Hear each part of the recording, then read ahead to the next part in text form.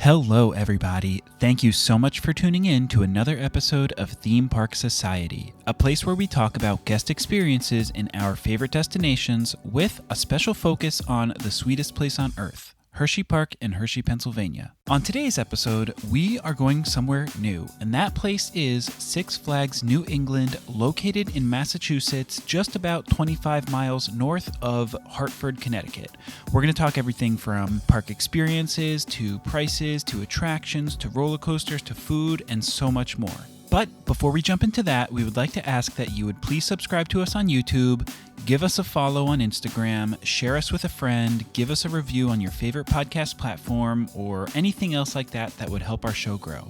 So, with all that being said, let's go ahead and take a look at Six Flags New England, located in Massachusetts. So let's go ahead and start with the basics, and that is going to be parking and park entry. And real quick before we get into this, I just want to say if it sounds like I am reading notes, it's because I am. I don't have a script or anything like that in front of me, but I do have an outline. I have a lot of information to go over, and I do not want to keep you too long. So some of these points I might just read through, but either way, it's great information. It's just going to sound a little bit more scripted, I guess, than usual, but you know what? That's fine because this is an informational video and we're here to tell you what to expect when you visit Six Flags New England. So yeah, let's talk about parking. Parking is very easy at Six Flags New England. There is a preferred parking lot for certain pass holder tiers. However, general parking is located right across the street from the park and it is incredibly easy to access. Driving into the lot and navigating the lot is simple, and there's really only one way in and out of that lot. And to make it even easier, there is usually someone waving traffic in and out of the lot on the busier times of the day, so closer to park open and once the park is closed, of course. They may actually have someone there all day, but I'm not sure if midday, when it kind of slows down, they take that away. Not really sure, but pretty much every time I've gone, which is like 2 or 3 times at this point, there's been someone waving traffic, both in and out for my visits. So very easy to find that lot. The time to get through the parking gates for general parking is pretty efficient. You may find yourself waiting like 5 to 10 minutes to get through the gates if you enter around park opening, but if you enter anytime after that, whether it be noon or after, you'll probably have a quicker experience. But again, 5 to 10 minutes to enter a general parking lot for a theme park is actually very good. The staff is very efficient. There's probably like 6 or 7 gates that you can go through. So do your part in speeding the process up by having your tickets ready, whether it be your season pass, your parking pass, whatever it may be. Have it ready by the time you pull up to the window. That way you help the staff and you also help the other guests get into the parking lot. The parking staff is polite and they're quick, so again, just have everything ready. Now, once you enter the general parking lot, like the entry portion of it, there is going to be a ride share / drop-off lot before you even get to the parking gates. This is going to be right at the base of the bridge that you will be required to cross to actually get to the park gates. But this is convenient for if you're just dropping someone off and leaving for the day and then coming to pick them up, or you took an Uber to the park or anything like that. It is cool that they have this separate lot right there as soon as you enter the general parking lot. But again, it is before the gates, so obviously Ubers, ride shares, they're not going to have to pay a parking fee. I mean, that's obvious practice at all theme parks, but it is available here. So just something to note, as soon as you enter the general parking entry, you're essentially just going to take a left for that lot. It's pretty small, but again, it's just kind of an in and out lot for dropping people off and then picking people up. So yeah, that's general parking. It is super easy. Once you actually park your car though, the next step is getting to the park gates, which, like I said, is across the street. So there is a large walking bridge that you will have to use to cross over the main street to get from the general parking lot to the main gates. Once you park your car, there is a tram service that will take you from the general parking lot to the base of that bridge, and then you can cross over there. However, you do have the option to walk from your car to that bridge and just bypass the tram altogether. I will say this, the tram only runs for about, I think, a quarter mile, so it's pretty short. You probably won't save all that much time by taking the tram, but it's up to you. Sometimes it's a little bit more appealing at the end of the park day because you're tired, so you can cut out some of the walking back to your car. But it is available, it is frequent. They have two trams usually running all day that the park is open. So if you do get in the tram line, you're really not going to be there for all that long.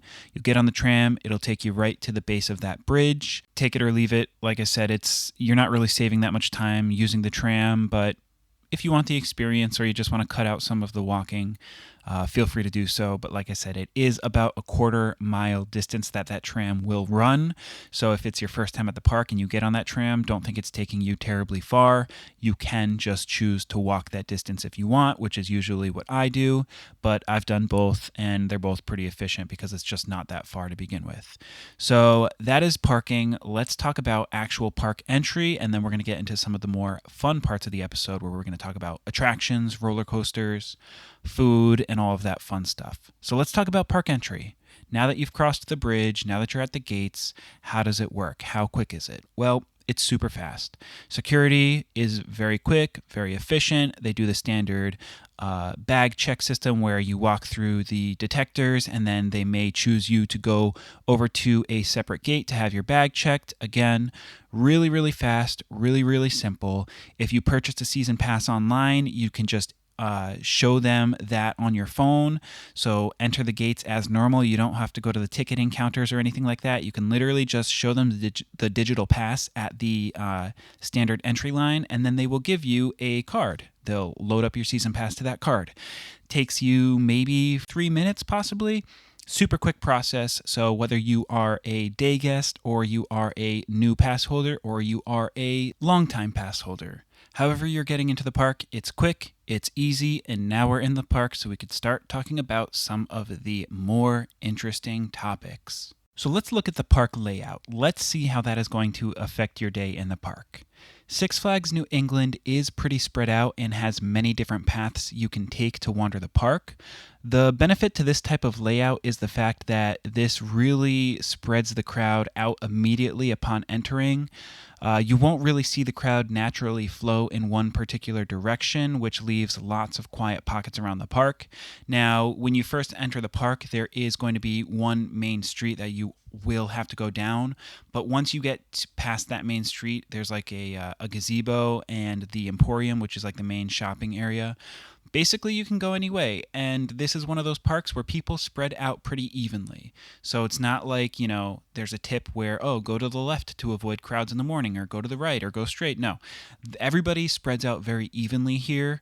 So that, like I said, there's a lot of quiet pockets throughout the park. So at this time, I would just say, just go wherever you feel like. You may not even need to look at a map. If you're going to be spending all day there, then don't worry about it. Just take a right, take a left. It doesn't matter. In many cases, this type of park layout tends to make the parks a little bit more difficult to navigate, but that's not exactly the case here.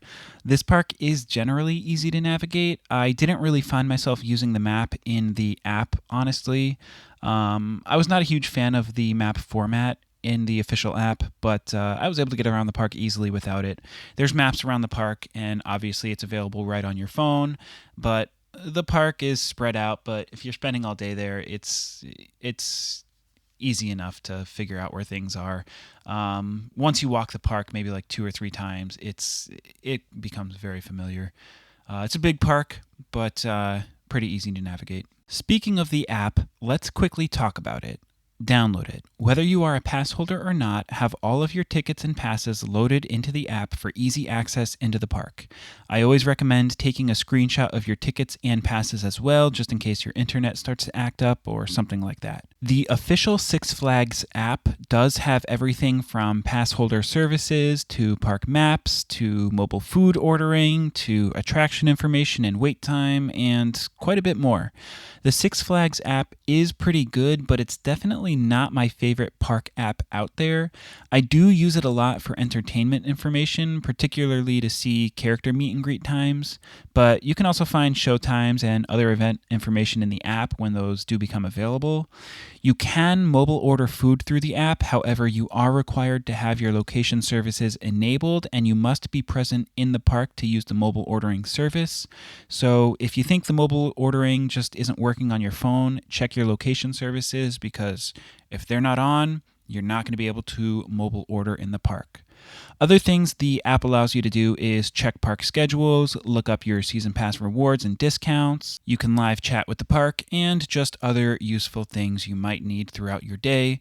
So again, download the app. It is super useful. You may not use the maps in it, but if you do want to, they are there.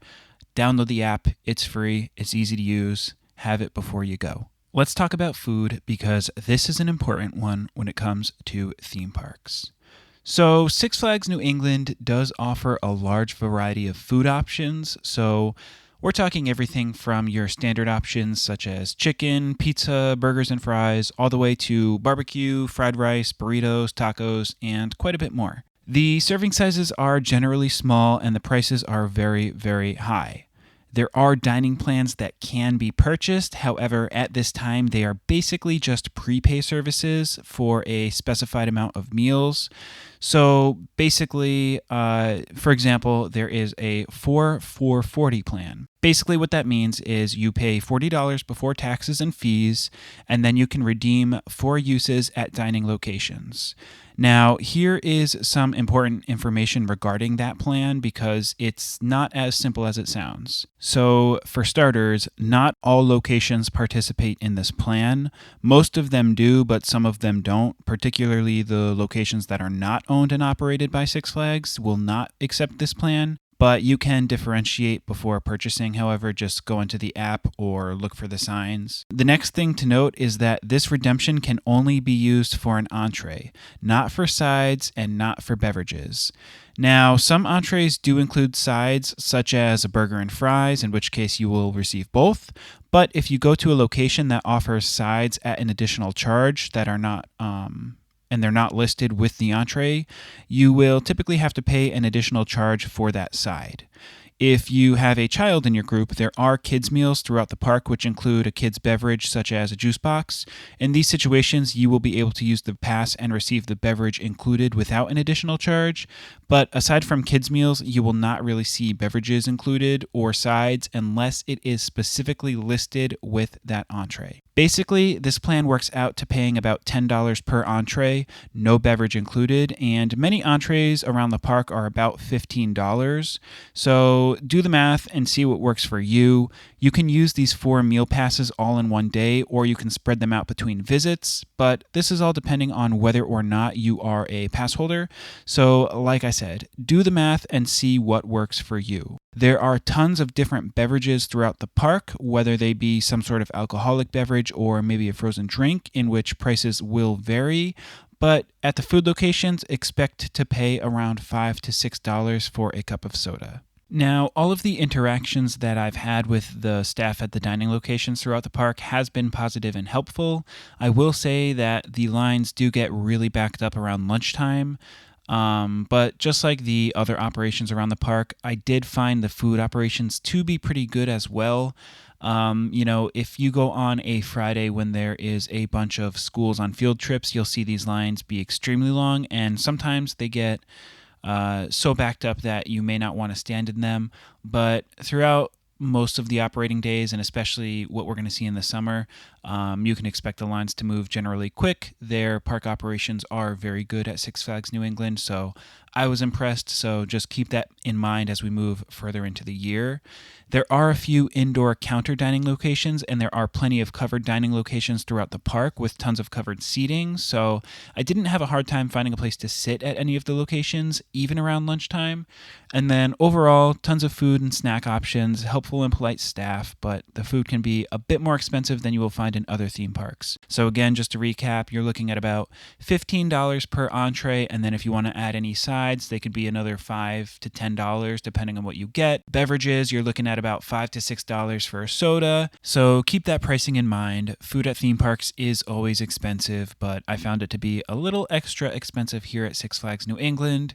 But again, all of the food that I had has been good just very pricey as you might expect. So keep that in mind before you go into the park. If you're you just want to know how much you can expect to spend, or if you are going to add any of those prepaid dining plans onto your pass or anything like that. This was my experience, but overall it was positive. And now we have arrived to your favorite topic, and that is going to be rides. What is in the park? Roller coasters and more roller coasters. Six Flags New England claims to be the thrill capital of New England, and I would say that that is pretty accurate as it is able to claim 13 great coasters in the park. Here we have everything from your basic classic wooden roller coaster to some pretty intense steel coasters, with Superman being the flagship thrill roller coaster, coming in at a top speed of 77 miles per hour with a drop of 221 feet. This coaster is intense but smooth. You can see this one throughout the park, and it's a really phenomenal coaster. It does have a height requirement of 54 inches, which is a bit taller than most of the other thrilling coasters at this park, but definitely something to keep in mind. We have some other pretty great steel coasters in the park, especially if you are someone who likes twists, turns, and loops. You'll find coasters ranging from your standard Vekoma Boomerang to more intense coasters like Batman the Dark Knight, which has a top speed of 55 miles per hour and has a special feature listed as goes upside down. I'm not joking. Obviously, it does go upside down. You can tell just by looking at it, but I just found that to be kind of funny. There are some great coasters for everyone here at the park, and the collection is broad, which will help coaster fans and families alike. So that should check all of your coaster boxes. When it comes to flat rides, there is no shortage here. You will have your standard swings and scramblers, but don't forget that there are some pretty intense flat rides that many people may opt to pass on due to their height and thrill factor. Take Spinsanity, for example, a massive spinning pendulum that reaches 70 miles per hour and 147 feet, so pretty intense if you ask me. I do not ride it. I probably won't ride it, but it is pretty neat to watch. As for family and children's rides, there is no shortage of them here at Six Flags New England. In fact, I believe there are over 60 rides and attractions in the park altogether, playing into Six Flags New England's great park layout. You will see children's rides scattered throughout the park, which makes for an easier workflow throughout the day for your party, because this allows everyone to really walk the park and not be stuck on one side of the park throughout the entire day. So if you have people who want to ride thrilling rides as well as young children in your party, you guys can all walk the park together because certain attractions are not grouped into certain areas of the park. So everyone can walk together and make stops along the way. Let's take a look at ride operations though, because this is really going to have an effect on your day in the park. Knowing that you will have tons of options when it comes to attractions, let's take a look at how these rides are all running and how the ride operations are throughout the park. Consistently, Six Flags New England seems to be doing really well with the ride operations. Lines are moving quick, the wait times in the app are pretty accurate, the ride operators are polite and pleasant, and the rides tend to be running really smooth. Some of them are overdue for fresh paint, but I am unaware of what's in the plans for that. Overall, ride operations are great this year throughout the park. When it comes to the ride operators, they are being very efficient when it comes to the boarding and unboarding process. They communicate clearly with the riders and the other ride ops, and they have all been pretty pleasant to deal with. As for the wait times thus far, they have been generally low on weekends. However, we expect them to rise a bit in the summer. There is a flash pass option, which is a paid extra, and that allows you to essentially skip the line. However, we are not going to talk about that option in this episode. Maybe we will in a future episode, but today we are approaching the rides at the standard line. Another thing, as with many other parks, the water park does tend to absorb a large part of the crowd, so while the crowd levels rise in the summer, so does the amount of space that these crowds can gather in, so having the water park open does affect everyone's day, whether you plan on visiting the water park or not. Obviously, this early in the season, the water park is not yet open, but it will be open soon here in the summer. There is an area that definitely needs improvement throughout the park, and this is an easy fix. I would love to see better indications of where to funnel in ride queues. With Flash Pass being available as well as single rider lines on some attractions, there isn't a lot of clear indications on which way to walk down certain queues. Now, this does cause for some awkward situations as you might have gone one way while another rider has gone another way, and you both end up at the correct spot at the same time.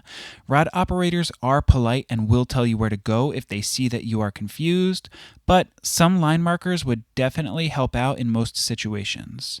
This is the case on multiple rides, primarily some of the more major roller coasters, so maybe a bit more signage would do the trick. Again, this is an easy fix here, and I think the park will get it nailed down soon because I've only noticed this on my recent trips. I don't remember this being an issue in the past, so like I keep saying throughout this episode, park operations are running really smooth at this park. Everything from guest services to park entry to ride ops to food and pretty much everything else. It's just all running impressively smooth this year, and I am very happy to say that, especially this early in the year. As for the rides, some attractions were closed on my most recent visit. However, I don't believe anything is slated to be closed the entire year. So overall on the rides, tons to choose from for every rider. Ride operations are pretty efficient this year, and the thrills this park has to offer is definitely a positive here. So let's go over some of the final topic points here before we close out this episode. The park operations are running smooth all around. The park is very clean, but could use some paint on some of the buildings and some of the rides. The staff is helpful in every department. The thrills are through the roof. The parking and commute to the park is easy and efficient. The food is expensive, but there are a lot of options and tons of covered seating. The wait times for attractions are generally low and efficient, and the app is pretty accurate when it comes to the wait time estimates. The park is great for both thrill enthusiasts and families of all ages. There are enough attractions here to spend an entire day searching for thrills or just riding around with your kids on the smaller rides. The pricing for the park entry is pretty reasonable, but do some math on the passes and see what works for you and your family. I am a pass holder, but a one-day ticket with parking is worth the running costs. Check park schedules if the water park is a must for you. And finally, Six Flags New England is a great park. I do know that in the past there were more perks to being a pass holder, and I would love to see some of those make a comeback, but overall I am happy with Six Flags New England and would highly recommend it to coaster enthusiasts and families alike. I'm obviously going to be there many more times throughout the year, but I've only ever had great experiences there in visits past, so I expect that to continue into the future. We will be making our rounds to the other Six Flags parks as well throughout the summer, as we are not exactly local to this park, but it's certainly worth the trip. As for the town it's located in, there is not much to do, but it is right outside of Springfield, Massachusetts, and a short drive away from Hartford, Connecticut, both of which have a lot to offer. Hartford particularly has some great museums and arenas for entertainment and sporting events, so maybe consider that if you are traveling far to this park, but either way, it is a great park overall, and I am excited for the year ahead. We will be on property for more of the seasonal events at the park when they do arrive, but we have a lot more planned between then and now, so definitely stay up to date with us. If you've made it this far into the episode, then I just want to say thank you so much. It really means a lot to me and the show, but with that being said, a simple subscribe, follow, or share with a friend really helps our show grow.